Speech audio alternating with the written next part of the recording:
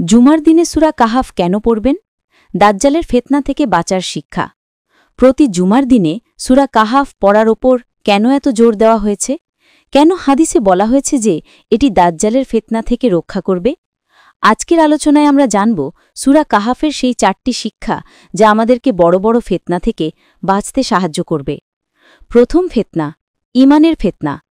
সূরা কাহাফের নামকরণ হয়েছে গুহাবাসী যুবকদের ঘটনা থেকে।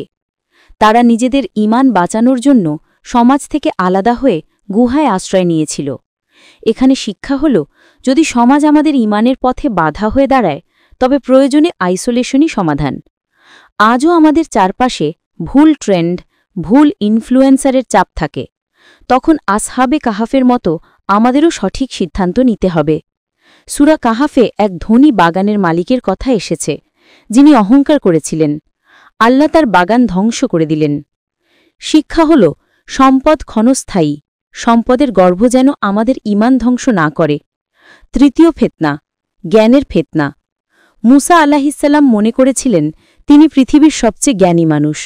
আল্লাহ তাকে খিজির আলাইহিসসালামের কাছে পাঠালেন। 3টি ঘটনার মাধ্যমে বোঝা গেল মানব জ্ঞানের সীমা আছে। সবকিছু লজিক দিয়ে বোঝা যায় না। আমাদের জ্ঞান যেন অহংকার না বাড়ায়। আসল মালিক আল্লাহ, এই বিশ্বাস রাখতে হবে। চতুর্থ ফিতনা, ক্ষমতার ফিতনা। সূরা কাহাফে যুলকারনাইনের ঘটনা আছে। তিনি বিশাল ক্ষমতার অধিকারী ছিলেন, কিন্তু ক্ষমতার দম্ভ করেননি, বরং মানুষের কল্যাণে ব্যবহার করেছেন। এখান থেকে শিক্ষা, ক্ষমতা আসলে আমানত।